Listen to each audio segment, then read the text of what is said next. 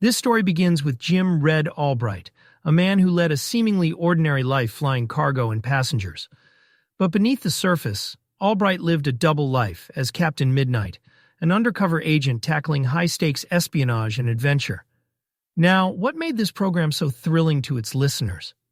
It was how it captured the spirit of the era, packed with intrigue, suspense, and pure high-flying excitement. Espionage was at the heart of the show. You had Captain Midnight navigating covert missions, infiltrating dangerous organizations, and basically gathering intel to foil criminal plots. And let's not forget his trusty crew, some extraordinarily loyal companions who kept the show grounded, so to speak. It was these layers of adventure, mixed with camaraderie, that really resonated with people. You could almost imagine yourself flying beside them, enmeshed in their daring missions. And I've got to say, as someone who's always been fascinated by aviation, even as a kid, I felt an instant connection when I first came across Captain Midnight. I mean, those old warbirds cutting through the clouds, the raw power of it all. It's just captivating. I remember spending hours building model airplanes, thinking about the adventures they'd go on, right? And listening to this series. It kind of took me back to that world, where the sky held endless possibilities, and every flight felt like the prelude to something extraordinary. But the real genius of the series was how it turned something as vast as the sky into a battleground for good versus evil. The stakes always felt personal, as if the safety of the entire world rested on Captain Midnight's shoulders.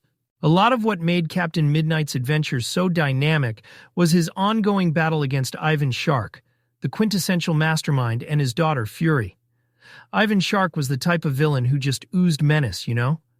The kind who always seemed like he was one step ahead of everyone else, at least until Captain Midnight turned up to throw a wrench in his plans.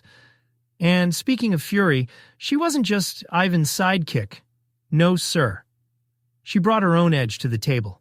Together, they created this kind of high-stakes energy that made each confrontation with Captain Midnight feel like a real event.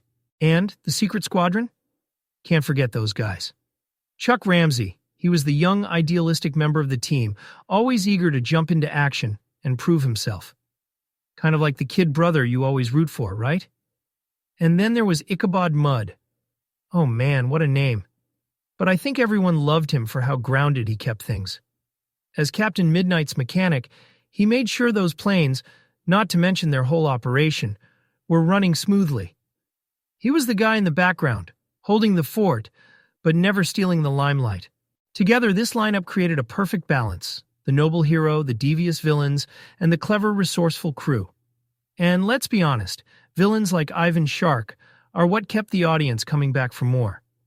That element of danger, the never-ending mind games, it's no wonder listeners felt hooked. In fact, the show's villains, especially Ivan Shark, kind of redefined what bad guy even meant for an adventure series at the time. He wasn't just evil for the sake of it. He was strategic and, calculated, which made taking him down all the more satisfying for Captain Midnight and his team. Let's take a moment to talk about what keeps fans coming back to Captain Midnight, even after all these years. The show's been around for over a decade, and it's kept a dedicated following despite, let's be honest, some ups and downs along the way. Just looking at the ratings and reviews, you can see that it holds a pretty solid spot in the hearts of its audience. A 4.1 star average? That's not too shabby, right? But of course, fans have had their critiques too. Some listeners love the nostalgia. They talk about how Captain Midnight brings back this simpler, thrilling storytelling that's just hard to find these days. Others, though, they've been kind of vocal about wanting more updates. I get it. There's nothing worse than getting hooked on a series and then, poof, no new episodes for months. And I've got to say, it's always a little frustrating when you're left hanging like that. A couple of reviews even mentioned the recycled content feeling a bit, repetitive. So it's a bit of a mix, you know? Love for the show, but some fair criticism too. Now, the global reach of Captain Midnight is something worth mentioning as well. The podcast is available in so many countries, which is amazing because it gives such a wide audience the chance to experience these stories. But here's where things get tricky. Region restrictions. Some people, depending on where they are, can't access certain episodes. And that's honestly kind of a bummer.